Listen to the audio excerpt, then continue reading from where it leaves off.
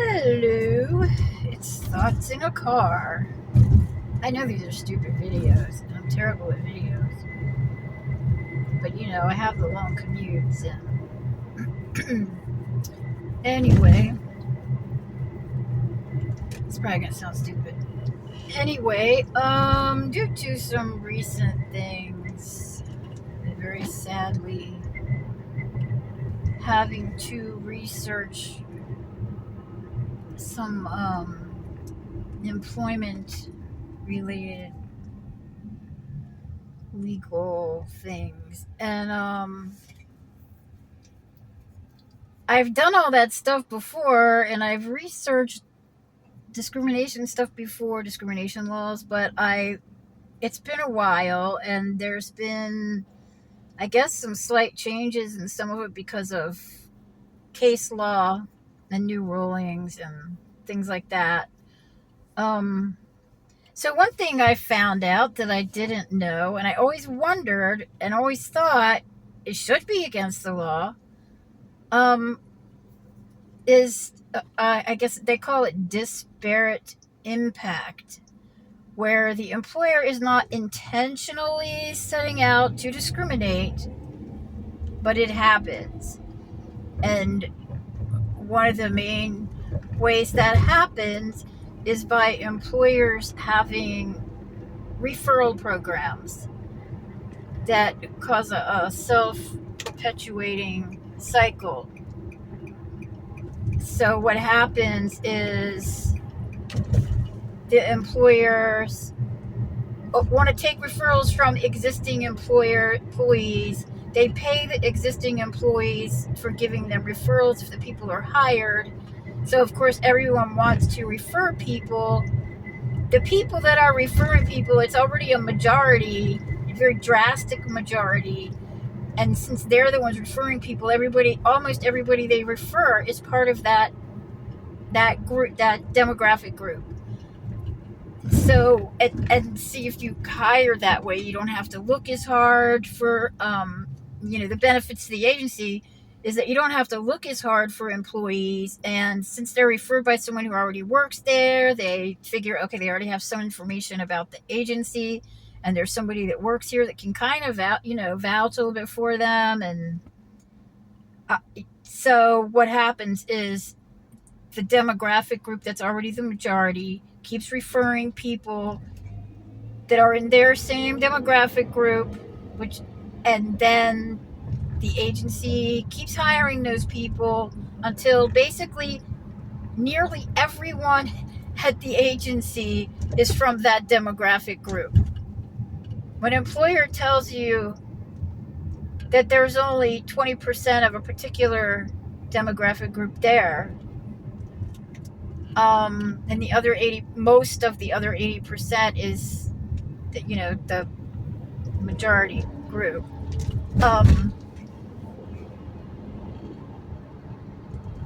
That's not cool. I know for a fact that there are people wanting jobs that are not all from that majority demographic group. The majority demographic group being people who are not Caucasian, and people who are either not American or their parents weren't American. It's a big problem.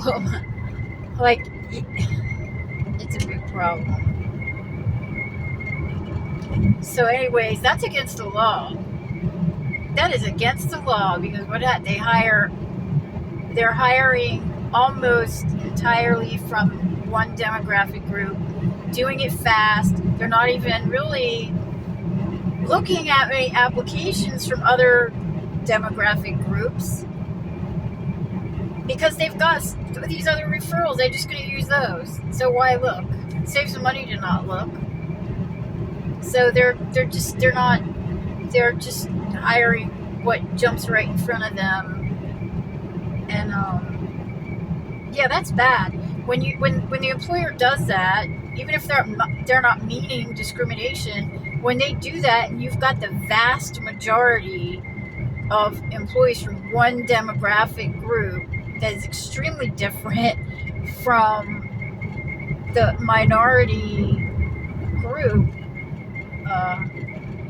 you can't get away from discrimination. You can't tell me that with that many employees in the majority who are from that different of a culture, that different of a place, that different of everything, that different of appearance,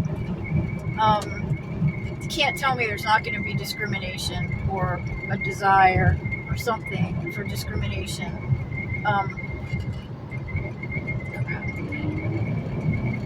It's going to happen. It might be a while, but eventually it will happen. It will. It just will, because that's human nature. It really is. You can't tell me that a huge majority group, not one single person, is going to discriminate. You really can't. And so by having those referral programs, the employer is just automatically creating an atmosphere of discrimination. It's just ripe for it. And on top of that, because these are, they're taking these referrals. Well, these referrals, not only are they from the same demographic group, they're people's relatives and friends. So not only are they culturally or national origin, not only are they tight because of that, they are related to each other, or they are good friends who already knew each other before they were employed. So then you get a double whammy, because not only are you're just different, now you are personally, now it is personal. It is personal because if you report them for discrimination, that's going to be someone's sister, someone's cousin, or someone's great aunt, or something, or their best friend, or it's gonna be personal. It's no longer just about their demographic group. It is also personal. I found out that Title VII actually defines race really loosely. So you can kind of, well, that's another interesting topic. But anyway, why? I don't know. But the employer is discriminating just by having that referral program. So I can think of some organizations that are automatically doing something against the law, and that it needs to be stopped. So that needs to happen. It really needs to happen, because what's been happening recently should not happen to anybody else. It will, as long as this disparity, this lack of balance, as long as this is happening, it's going to happen to other people. More people are going to get discriminated against. You can't complain about discrimination sometimes. If you do, you're done for. They will do. If it's someone's bestie or someone's cousin or someone's niece, that's it. They can screw you over, and they'll find ways to do it. Since there's so many related and buddies, and they have these tight-knit groups, even within the larger group, they have extra tight-knit groups. Because they're familial and nepotism, cronyism, like that. It's really effed up. It's very effed up. So, if you work for an agency that has a referral program like that, and has a drastic imbalance of a specific demographic group, we're talking like 70-30, 80-20, even 60-40 is, but that's not as likely. Anyway, I know some places demographic in separate work sites is even worse. Like where I work, I haven't had in 16 years, there hasn't been a single Caucasian worker except for me at my work site. And there has only been, aside from me, there's only been one regular employee who is American besides me. She's not white, but doesn't matter. She's American. I don't see color with Americans. I really don't. So that's really difficult. I would have never. I mean, I guess I'm naive or like to not believe things, and unfortunately things do happen. It's not something that I would ever expect, but you never know who's going to get hired to be brand new and turn out to be protected by management. So then the other thing I found out, now I almost forgot what I was going to say. Oh, the other thing I found out is with the loose definition of race, someone is considered, it's really funny because it has to do with identity. If you identify with a certain race, and or a certain, it doesn't even have to be race, it could be nationality or whatever, but just they generally use the term race as almost a general term.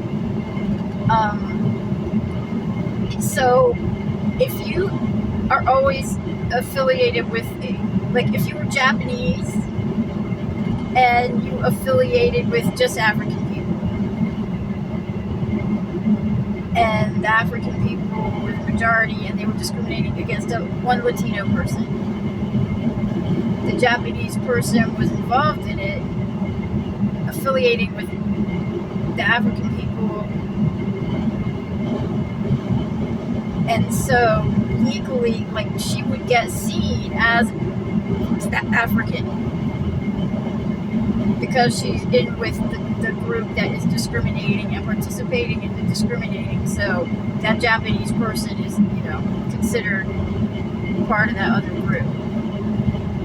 It's really interesting. Sorry, that was totally a fictitious situation. It could have been, I just totally made it up. It just came up off the top of my head, so don't get that mixed up and think it was a real thing. It's totally not. I think my job might have maybe 3 Latino people in it, but a Latina, I don't know, kind of crazy. But, and by the way, when I say American, I mean American from like any part of the Americas. I don't mean the United States. If you're in North America or South America, you are American. If you see a button that says Proud American, to me that means inclusive of all of America, North and South and Central and whatever.